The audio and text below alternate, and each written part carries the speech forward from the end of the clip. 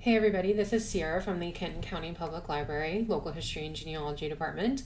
And today we're going to be talking about Northern Kentucky marriage records and how the library has plenty of online databases that can help you research your Northern Kentucky ancestors, when they married, where they married, and you have a lot of different options. So let's get started. So today I'm going to talk to you guys about genealogy databases that you can use here at the library. Some of these you can also use at home. And we're going to try to tackle your Northern Kentucky marriage questions. So if you are looking for an ancestor's marriage in Northern Kentucky, we are hopefully going to give you some ideas and tips today on how to track that down.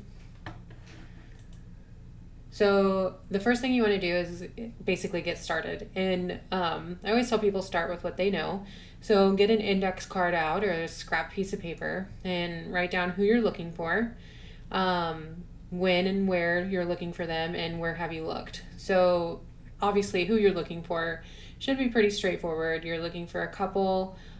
Make sure when you're looking for women that you write down their maiden name if you know it, so that way you can search the databases by their maiden name, because a lot of times records are indexed by maiden names and as well as the groom's surname. As far as when they married, even if you have like an idea of when they were married, that can help you narrow down records and places to look extremely quickly. Sometimes I just tell people, like, tell me a decade. If you think it was in the 30s or 40s, or, are you looking for somebody who married before 1900? That can also get tricky in Northern Kentucky. So you want to have an idea of when they got married. Something to keep in mind when you're looking in Northern Kentucky, especially when you are looking at when they married, is to know the county formation dates. So keep that in mind. Like, Kenton County came out of Campbell County in 1840. So if you're looking for someone who lived in Kenton County before 1840 in their marriage record, it might be in Campbell County. So knowing when someone got married can be very important, and it can influence the where they got married. Another thing to keep in mind about county formations, but also geography, is that people hop the river all the time. So you might have to look in not only Northern Kentucky records, but you might also have to look in Southwest Ohio, so Hamilton, Claremont, maybe they went to like Butler or Montgomery County. You might also need to look in southeastern Indiana, so Dearborn County being very popular, Lawrenceburg area. So you might need to hop the Ohio River, get a map out, and trace your ancestors along the river there. They might be from Ohio or Indiana and came down here to Northern Kentucky because the marriage laws were a little bit more lenient on age in Kentucky than in Ohio and Indiana. So they might have come down here to marry, or they might have traveled out and said, I'm going to go, to Cincinnati to get married. Or, I've helped people and we've looked and they ended up went up to Chicago to get married. So you might have to look in a different area, but hopefully we can track them down in Northern Kentucky if they were from Northern Kentucky. And I always tell people to keep track, kind of like a research log, of where they looked. So, write down if you looked at a certain courthouse or a certain database and what time period you looked, and if you did or didn't find anything. That can help you later, because sometimes databases get updated and they have more records get added. So you might go back and search that database again in like 6 months or a year, and you might actually find that record. Or if you've actually visited a courthouse, you can say, hey, it wasn't in that courthouse. And that's really important, because that'll help you narrow down places you have looked and have not looked. So keep that in mind when you're doing your research. So just keep organized, get a note card, and just write all this stuff down. And then that way later you can go back to your note card and revisit it. Highly recommend note cards, especially because they're so handy, and you can, they're small, you can keep them in a folder, and then that way you know what you've researched and who you looked for. Plus, it's really easy to go down genealogical rabbit holes, so we want to make sure we're staying focused and on track. Before I go to the online databases that are available, I just wanted to let you guys know that we are available to help. If you want to come see us in person, we are open. Our hours are Monday through Monday through Wednesday and Friday, 9 a.m. to 5 p.m. Eastern. Thursday, we're open 9 a.m. to 9 p.m. Saturday, 10 to 5, and Sunday, 1 to 5. If you aren't local but you still need help, you can always reach out to us. You can email us at history@kentlibrary.org. We're happy to help you with your research questions. Or you can give us a call here at the Local History and Genealogy Department Reference Desk, and that number is 859-962-4070. We are happy to help you research your ancestors and help you track down these marriage records. Okay, so I'm going to just head straight to our databases. That way we can start researching. And let me click on this and let's hope that everything opens up the way that it's supposed to. I'm hopefully going to take us to our new homepage, our new kentlibrary.org/genealogy homepage. Let's see how it goes so far. It's loading. Perfect. So we recently upgraded our website. This is our new history and genealogy page. A lot of the new features are just kind of more organizational, but it still has the same links and some of the same mechanics as the old page. One of the new things that I really like about this is that it's a little bit cleaner and easier to use. Plus, you can see all of our wonderful, we have blogs here, we have videos. You can see our hours over here and our contact info. And then if you scroll down the page, we still have the similar to before where we have our list of links. So like how to get started, plan a visit, but also like our genealogy databases. This is where we're going to head next. That has all the links to like Ancestry Library Edition, FindMyPast. And then down here, after we get done with the genealogy databases, we're going to check out some historical newspapers because marriage records and announcements end up in the newspaper all the time. And that might be the place to search that breaks, the question and we find who you are looking for. Another thing that's new on the website here is this handy request an appointment. You can request a one-on-one with us using this box here. Highly recommend that because we do one-on-one 1 hour free consultations. We do those over the phone. We do them virtually, so you can meet in a Microsoft Teams meeting, and then also here at the Covington Library in person. Really recommend you do that. If you're stuck and you want to actually work one-on-one with us, that's great. We're here to help you. Or you can just email us your questions and we can do that through email too. Okay, so the first thing I want to do is get started with these genealogy databases. So when we're looking for marriage records, the big three that I kind of want to talk about today, obviously are Ancestry Library Edition, which that is only available now at the Kent County Public Library. So you have to be inside a branch or using your laptop inside a branch and using our Wi-Fi. The next one that I want to talk about is FamilySearch, and then FindMyPast. FindMyPast is also a database that you can only use inside the library. We also have more databases if you're interested in those on that page, but let's look at Ancestry Library Edition first. It takes a little second to open the web page, but let's hope it opens. So one of the things that I like about Ancestry Library Edition is that they have collections for not only Kentucky, but they also have like nationwide collections. They have stuff for Ohio, Indiana. If you're researching, your family tree and you find out that you've got ancestors that, were all over the country, this database can still help you even if you're not doing Northern Kentucky genealogy research.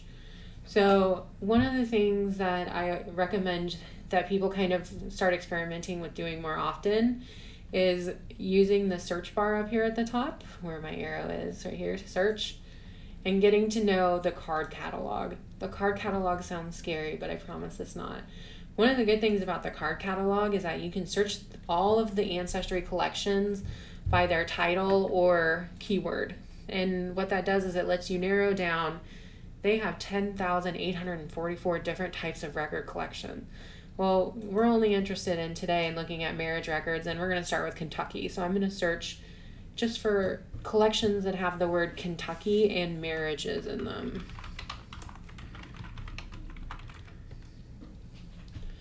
So I only did a title search on this one, and I got 5, 6 results here. If you play around with it and put it in the keyword box, I'm going to delete that out of there. I'm going to put it in keyword. We get a few more, which is really great, but some of these databases aren't necessarily marriage databases, but they might be related in a way, but they're not marriage databases. So I always say try both in case you're missing something. But another thing with Ancestry that I think is kind of odd is that, let me take out the keyword here. Let me take it out of the keyword. It doesn't want to come up. Nope. Okay, I'll retype it. So when you put in the title, Kentucky marriages, we got one list, but if I don't put an S on the end of marriage, I get 3 times as many more databases. And that's just something to keep in mind, is that Ancestry is very tricky with the name of the title being the exact word. And unfortunately, they're not consistent. So you'll need to make sure you use the word marriage and marriages. What's great about this is that it tells you how many records are in each collection here. So I always like to start with record sets that have a lot of records because I think I'm going to be the most successful. But it's also good to look at these other collections and kind of figure out what's going on with them and what they have, even though they have very few records, because if you're looking for something that's specific to Shelby County, there are 4,000 records there related to Shelby County, and that's probably a fair amount of records for Shelby County. Another thing that's great about these county records is it tells you the date span that they cover.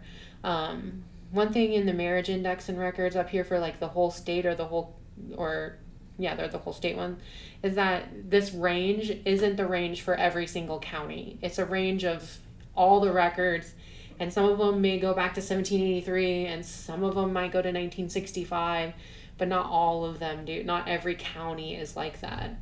So that's something to keep in mind. So what you do, like let's say we'll go with this first one here, the county marriage records. You can browse this collection by county over here. So if you just want to look and see what they have, that's a great option. Let's go to Ken. So from there, it broke it down by years, and you could, like, let's say you want to browse because you have a surname that's really, really unusual, and it's misspelled and mispronounced and written down 17 different ways, and you want to just browse, or you want to see maybe if there were other people with the same surname that married at the same place in the same time. Browsing is your friend because you can just go through the microfilm and scroll, and I'll do that here so you can show you what that's like. You can just scroll through these if you'd like, which is really nice because you can kind of dig into the records here. You can zoom in and out. There's a lot more detail in the records than there is in the indexing. So like this one is the name of the groom, the name of the bride. It tells you their residence, which is Milldale. If you are a Kent County historian, you would know that that is now what is the Latonia area. So there's lots of history in these records. So I would definitely recommend looking always at the records if they're available and getting to know what questions or what data was filled into these.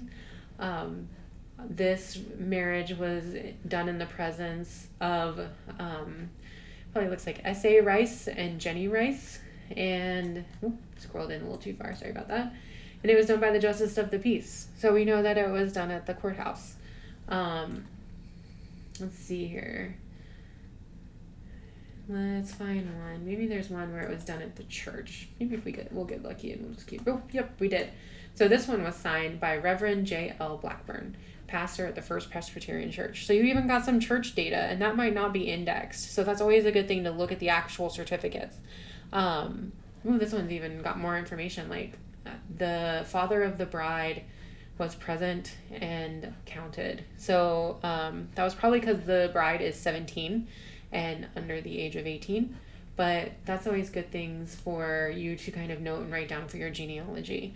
So I would definitely recommend browsing, but also looking at records and actually analyzing the records themselves. It's really easy to go and get lost in these records like this, especially when they're scanned for you, because there's so much great stuff and just the history is wonderful. So let's go back out of that. And So all these databases are going to be a little bit different. Like this one's an index, and it's 1973 to 1999. So it's a little more recent. Usually records that are more recent, I would say within like the last 50 years, 50, 60 years, usually are not fully digitized, usually because of privacy laws. And it honestly is a checkerboard. It depends on the state, or it depends on the institution that gave the records to like the Ancestry or the database company. Sometimes that information is available as a full picture, like a digitized image, and sometimes it's just an index.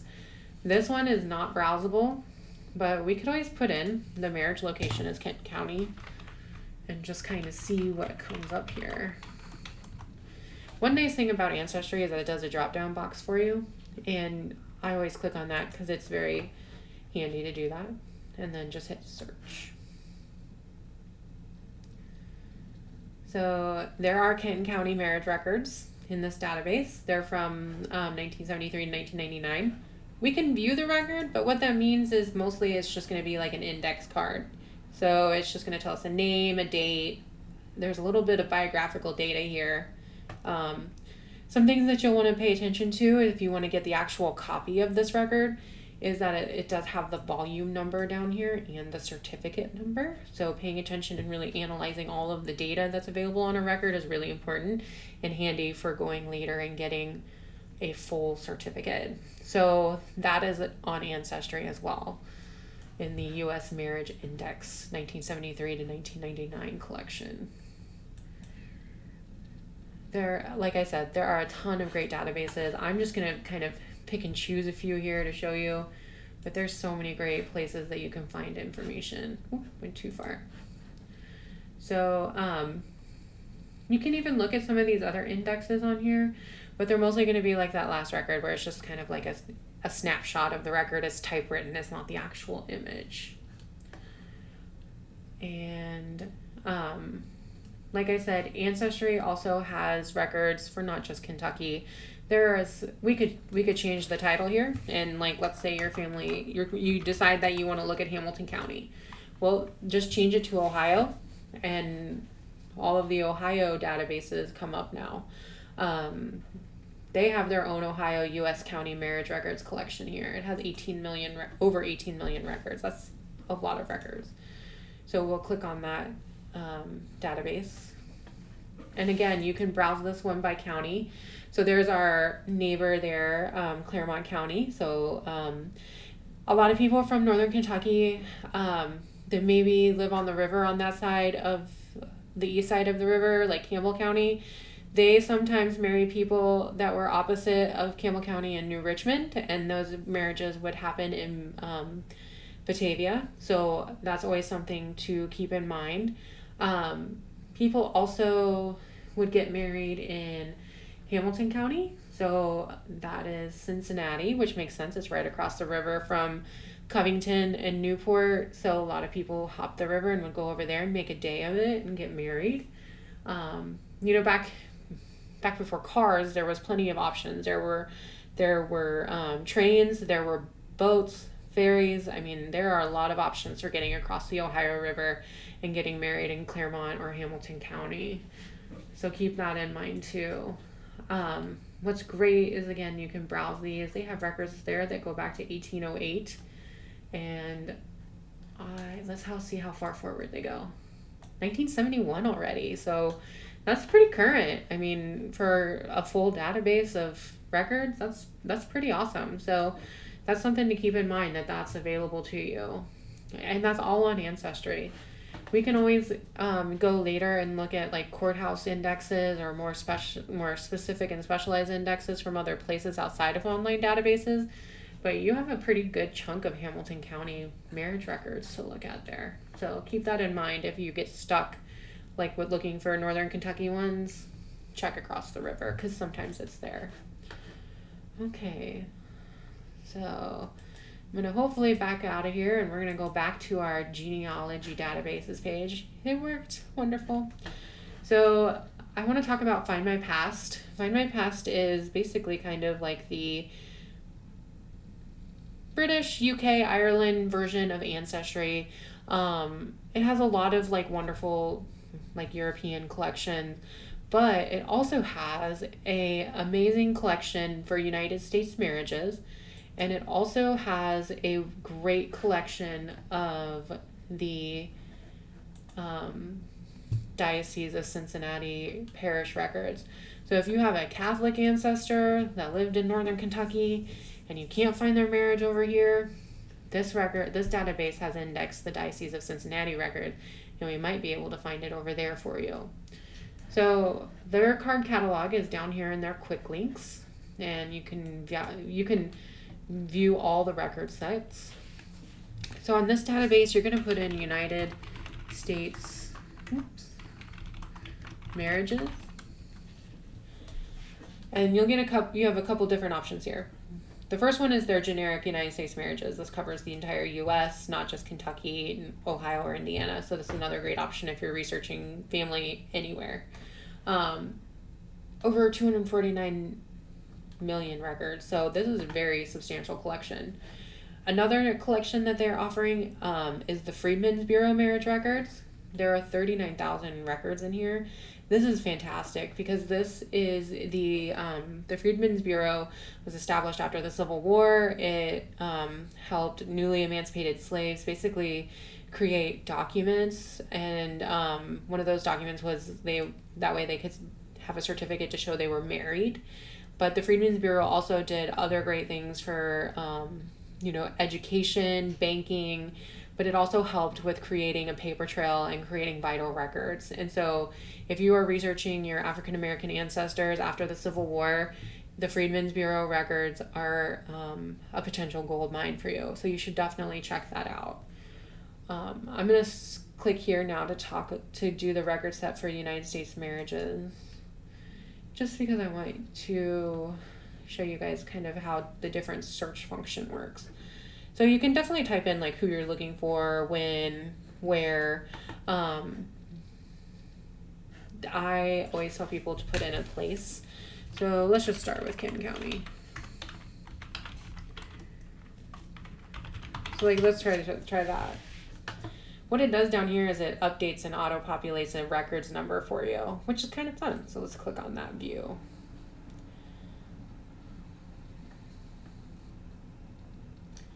Okay, so it always starts you with the oldest stuff first. That's kind of their default here. And you have a transcript view, and then you also have an image view on FindMyPast. So like the transcript view is kind of like that index card view. It just tells you anything they indexed. So usually it's the name, a date, and a place. And that's all you get. It's not like the actual image view. So let's go back. Hopefully it saved it. Yep. So if you actually want to see the image view, you'll need to click View Image.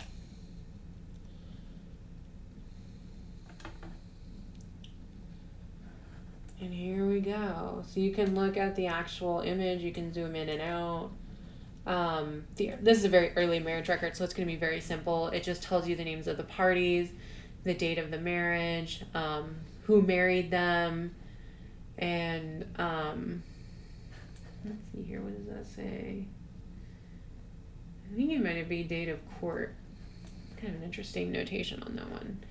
But these are great because you get to see who was the person that married them, and it helps you kind of narrow down. Sometimes on these, we'll go back and find one this a little later, you get more genealogical data, names of father, mother, siblings, witnesses.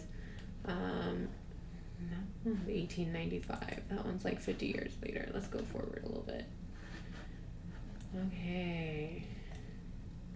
So this is like the one we looked at earlier. So it's very similar. Name, groom, date, who did the marriage, the certificate number. So these are just another copy of that. So you can also look at those. So just kind of keep in mind that the U.S. marriage records in FindMyPast, even though it's not, you might not think of it as a U.S. collection or U.S. database, there is an excellent marriage records collection here, and for the whole entire country, not just northern Kentucky and Ohio and Indiana. All right. What I want to go back and do now is show you how, go back to that record set collection. Back up again here, maybe. We're almost there. All record sets. Here we go again. Okay, so the keyword for the record set collection search, you need to put in Cincinnati. And there you can do the Catholic parish marriages collection. There are also baptisms, burials, congregational records, but today we're just talking about marriages. There are over 276,000 marriage records in this collection. The Diocese of Cincinnati does not just mean Hamilton County. This includes I think that they've taken records from almost every parish in the Diocese of Cincinnati. So that kind of runs up 75, Dayton records are in here, and then it stops just shy of the Diocese of Toledo. And so you could go online and Google a map of the Diocese of Cincinnati, and you'll find out that it's several counties. It's not just Cincinnati proper. So that's just another thing to keep in mind. But you could put in a place, a parish, or a person. Let's just try something. Let's do Jones. Jones is pretty generic. We should be safe with that and get some results. 202 results, so that worked out.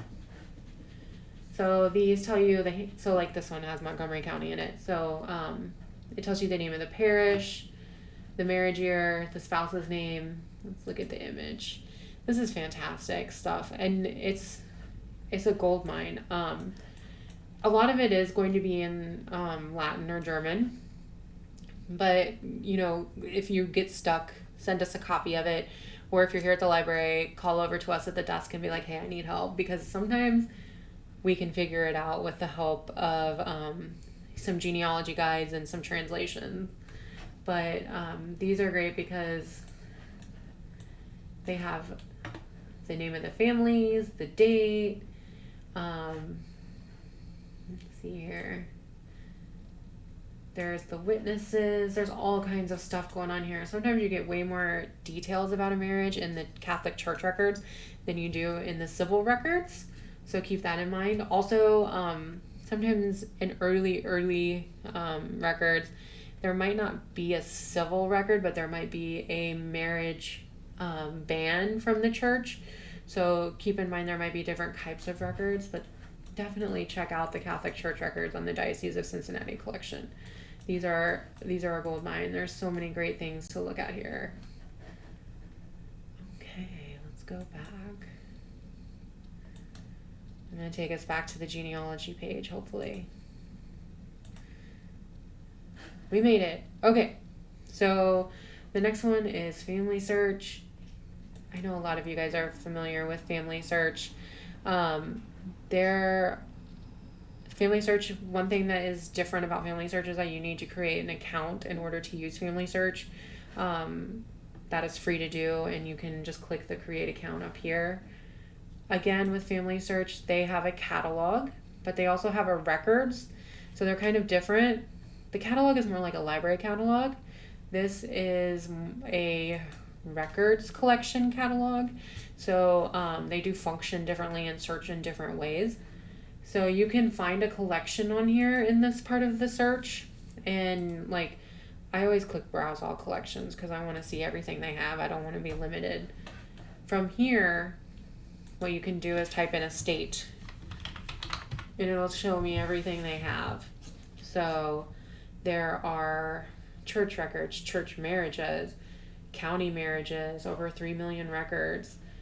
They also have Freedmen Bureau records that they haven't indexed yet, so that's why it says browse images.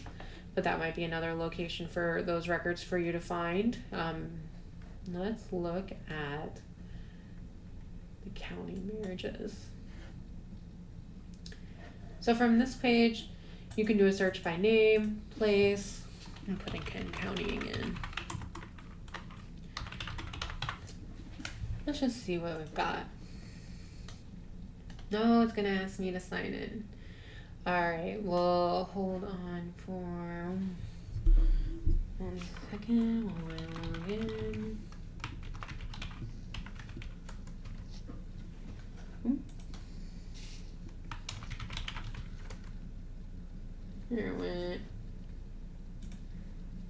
Okay. So now that I'm signed in, what that means is that I'll be able to look at their full catalog search, and I can see that they have a marriage record just because I put in Ken County. And they have the transcription option here, which is the document. So they call that record details. Transcript is still that index card. And then they also have the camera. The camera tells me that there's an image that I can view on FamilySearch. And I want to view the images because I like that things are indexed and transcribed, but I like to look at them for myself and analyze them myself, because if people make mistakes on indexing, or they might not know the handwriting and the name and they might butcher it, and you want to make sure that you verify it independently. So this is a certificate. It was from 1885. They have the names of the parties. You have the witnesses, who was the person who married them, and this is when it got sent back to the clerk. So there's all kinds of good details in here. Like this one was from a church, so you get St. Aloysius Church, and then you get the name of the rector, or the priest, or the pastor, depending on what church it is. Again, the name of the person that married them, the witnesses. St. Aloysius must have been a very popular church destination in 1885. They all must have came back from the minister at the same time, so that makes sense why they're all in here together. Let's see what else we can. St. Mary's Catholic Church. Again, there's all kinds of great details in these, so take your time to look through them. And like this one, wow, there's a lot of witnesses that wanted to be on here. That's really great. That's a lot of potential genealogical information.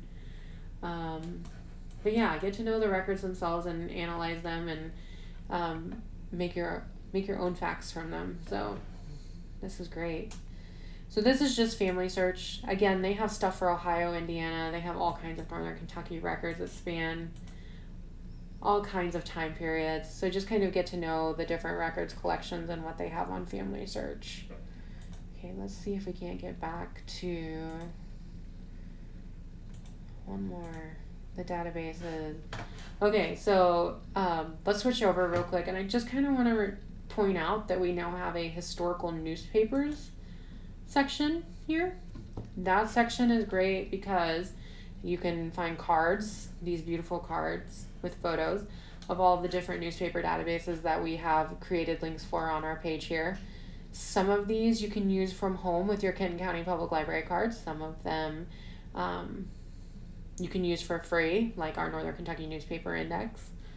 And I just want to kind of point out that newspapers are a great place to look for marriage records or details, because they get announced a lot in papers, or there might be articles that were written about the wedding or about the marriage, especially if it was a big affair, or maybe there was something unique that happened.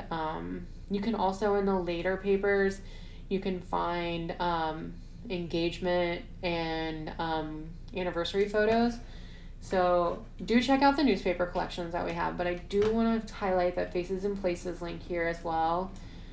Faces and Places is a great place to look for Kentucky Post engagement photos. I just love these. They're fantastic. So I just put in the word engagement, and you get all of these wonderful engagement photos from Northern Kentucky from usually it's about 60s, 70s, maybe early 80s. But these would have gone along with the articles about them announcing their engagement or their weddings. Highly recommend looking through here. Not only for engagement photos, but on the back end of this, looking at anniversary photos. So you get a lot of 50th wedding, 25th wedding. There's just, this one's 61st wedding anniversary. Look how happy they are. I'm so excited about that. These are great. I really recommend going through these photos and taking your time and seeing if you can find your family in them, especially your more recent family. But these are fantastic. So just kind of remember that those are there and they're in the photograph database. A lot of times, let's see if we can find one. Hopefully we'll get lucky. Silver wedding.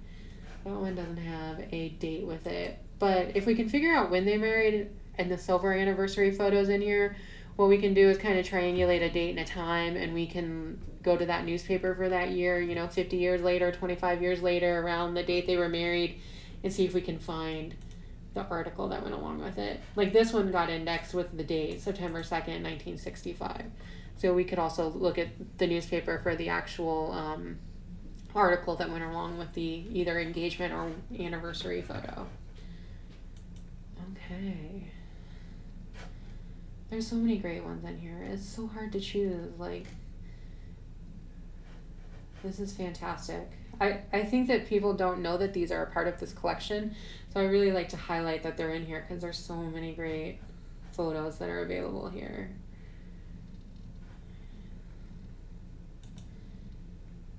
These guys are celebrating their 50th wedding anniversary in Alexandria, and they're riding a horse-drawn carriage. I love it. Okay, so I think we should end on a high note here with this lovely photo of them riding the horse-drawn carriage for their 50th wedding anniversary. If you have any questions or would like to get help researching your ancestors' marriage records, please contact us. We'd be happy to help you research your family. Thank you for joining me today.